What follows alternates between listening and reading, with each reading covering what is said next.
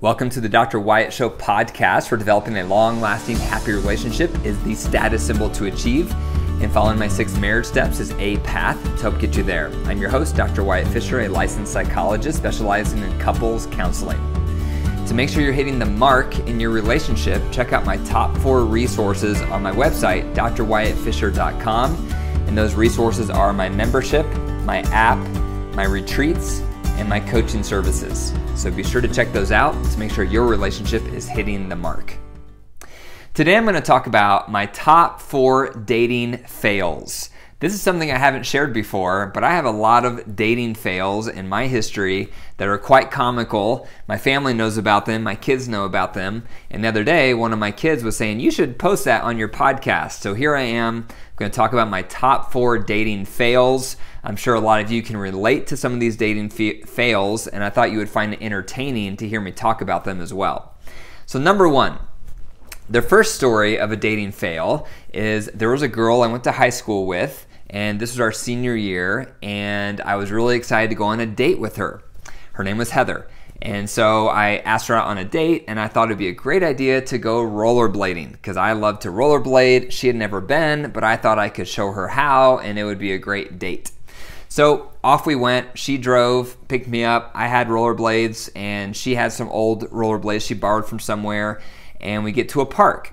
And when she's barely moving back and forth, trying to wobble and not fall, and she's slowly getting the hang of it, and she was doing better. And so I thought, this date's going pretty good.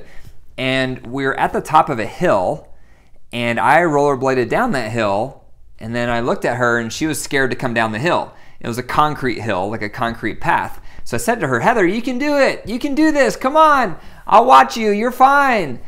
And she was really nervous, but I talked her into trying to rollerblade down this hill. And so she was really scared, but she tried it with my coaxing and encouragement. She started coming down that hill, and about midway through the hill, she lost her balance and fell head over heels. And she bounced and twirled and just did a lot of somersaults down that hill and skidded toward the bottom of my feet. And she was crying, and she had scratches on her elbows, scratches on her knees, blood was dripping everywhere. It was a mess. And so I felt really bad because I talked her into coming down the hill. It was my idea to do rollerblading. And so, I kind of helped her wobble back to the car. We took off her rollerblades, got into her car, and then she had to drive because it was her car. And so she got these napkins, and she had napkins stuck to her elbows, napkins stuck to her knees. And so she was like whimpering, trying to drive all the way back home. And it was a complete fail. It was a dating fail. She never went out with me again after that. It was the first and last date that we had. And it was horrible. It was my fault because I encouraged her to come down that hill. So that was one of my dating fails. Another dating fail that happened, I think that same year, is I took this other girl on a date, and we were driving around. She was also driving that day. I had an old Volkswagen Beetle in high school, and it broke down once a week. And I have another story I'm going to share about that. So that's why a lot of times I would go on these dates with girls, and they would have to drive because my old Volkswagen, it was a 1974 Super Beetle, was in the shop frequently. Anyway, so I pick up this other girl for a date. And I was like, hey, what do you want to do? And she's like, I don't know, maybe we should get something to drink from McDonald's. And I was like, okay. So we go through the drive-through of the McDonald's parking lot. And again, she's driving. And we ordered an extra large strawberry milkshake. Just one, thinking we could share it. So that was kind of romantic. We could share this milkshake. And so we drive through the drive-through. We pay for the milkshake. We get the milkshake. And I'm starting to sip on the milkshake. And we just got one straw. And we're driving down the road, and I'm sipping on it, and we finally come to a stoplight, and she says, hey, can I have some of that milkshake? And I was like, oh, yeah, no problem. And so I reached over to her. She was on my left because she was driving, and she said, hey, can you take the lid off so I can drink it better? So I take the lid off, and I'm trying to kind of hold it for her around her mouth and trying to kind of angle it so she can sip on it since we're at a stoplight. And just as I was angling it for her to sip on it, the light turned green and she stepped on the gas, and that momentum made me pour the entire milkshake down her front. The entire extra large strawberry milkshake poured all the way down her front. So she got drenched with milkshake from her neck down to her waist. And so she screamed and I screamed, and the milkshake container got thrown through the car somehow, and it was a fail. It was a huge disaster. It was a mess. Not surprisingly, she wanted to end the date shortly after that. She dropped me off at her house, or at my house, so she could go home and get cleaned up. And needless to say, that was also the first and last date that I had with that girl. Later that year, the most popular girl in school, I heard that she had a crush on me. And I was getting my braces off, and so she was like, hey, when's Wyatt gonna get his braces off? Because I kind of have a crush on him. And she asked one of her friends asked me, and so I told her when I was getting my braces off, and that was like a prerequisite before she would be willing to go on a date with me. Her name was Shay. And so finally I had my braces off, and she liked what she saw, and she wanted to go out on a date with me. And so I heard this through the grapevine, through her friend Kim. And so I asked her out, and I said, hey, do you want to go out this weekend? And she's like, yeah, let's go out. So super excited, super nervous, because she was the most popular girl on campus. And thankfully my car had just been repaired, my old Super Beetle. So I had my car, and so we arranged when I was going to pick her up, and then I was going to take her to the movies. So off I go, driving my car, go over to her house, pick her up. So far so good. And really excited, and I'm nervous because this girl's so popular. And so she's in my car now, and we're driving down the road, and unfortunately my car started having problems. And it had this issue that I thought was just fixed. And the issue was I'd be driving down the road and all the power would stop in the car. But if I could stick my hand under the steering column and wiggle together some wires, the power would come back on. And so we were driving to the movies, and it was about a 15-minute drive, and all of a sudden my car started doing that problem. The very problem I thought I just got fixed at the mechanics was not fixed. And so the car started going out with all the power, and so quickly I stuck my hand under there and tried to wiggle those wires, and then the power would come back on, and then a couple minutes later the power would go off, so the car kept lunging forward every time the power would go off. I'd have to wiggle those wires, and then the power would come back on. Same thing would happen, the power would go off, we'd get flung forward because we'd be going like 60, and all of a sudden there'd be no power, so the car would just get flung forward, and I'd have to hot wire it to get the power back. It did that over and over, probably 5 times. So the car kept going forward and then back and then forward and then back.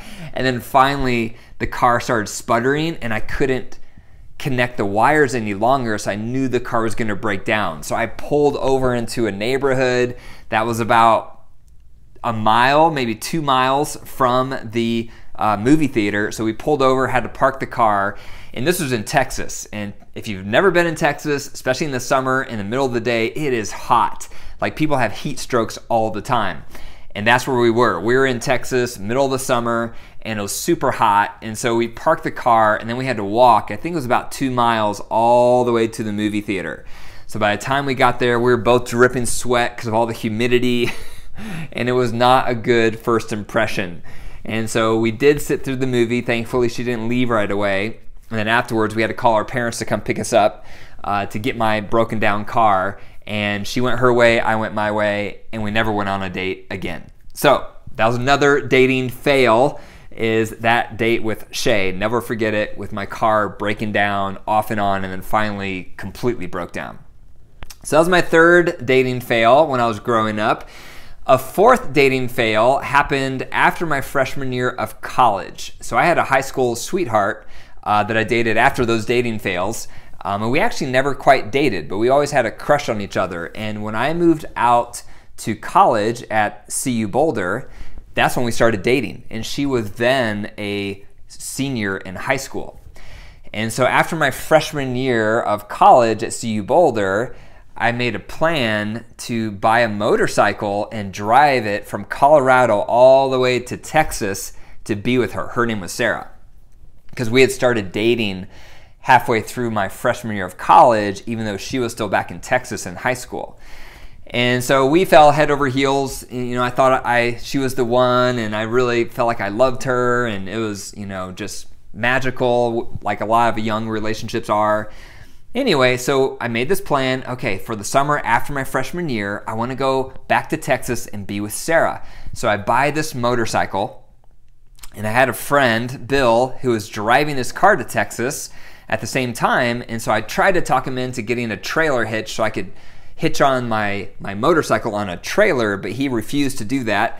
And so I had to drive my motorcycle from Colorado to Texas. And so I remember buying a very fluorescent orange jacket so people could see me. And my motorcycle did not have a windshield. And so I had all that wind pushing at me, driving, 70, 80 miles per hour. And I remember having highway hypnosis where, hours would go by and I would realize what I was doing because I would forget that I was on a motorcycle, and all that pressure of the wind and hanging on to the handles made all my arm muscles sore, my back muscles were sore. And by the time we actually made it to Colorado, I remember the back of my jacket was blown off from that constant wind pressure. And I'd have to stop every hour or so and wipe off all the bugs from my visor from my helmet. Anyway, so I finally get to Colorado. And I was so excited to be with Sarah, so excited to have the summer with her. And within 1 week, she broke up with me to date someone she was working with. And I was devastated because I had just driven, 20 hours to be with her. I thought this was really the thing and we were gonna really, have a great relationship. And she dumps me after a week, after everything I'd gone through to be with her for the entire summer. And at that time, I was writing a lot of songs on my guitar, and I wrote a song about that experience. So anyway, that was my 4th dating fail.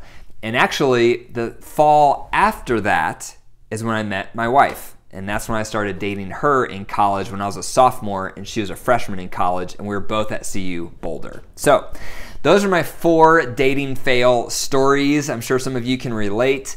Send me an email if you have some dating fails. I'd love to hear your stories as well. My email is info@drwyattfisher.com. But those are my 4 dating fail stories. Number 1 was the bloody knees. Number 2 was the milkshake. Number 3 was the car breaking down. And number 4 was the motorcycle breakup. Thank you for listening to the Dr. Wyatt Show podcast. If you enjoyed the episode, be sure to click the 5 stars and leave a review. For more resources, be sure to go to my website, drwyattfisher.com. And remember, your marriage is alive. So if you care for it and nurture it, it will grow. If you deprive it and neglect it, it will wilt and die. The choice is up to you. Take care.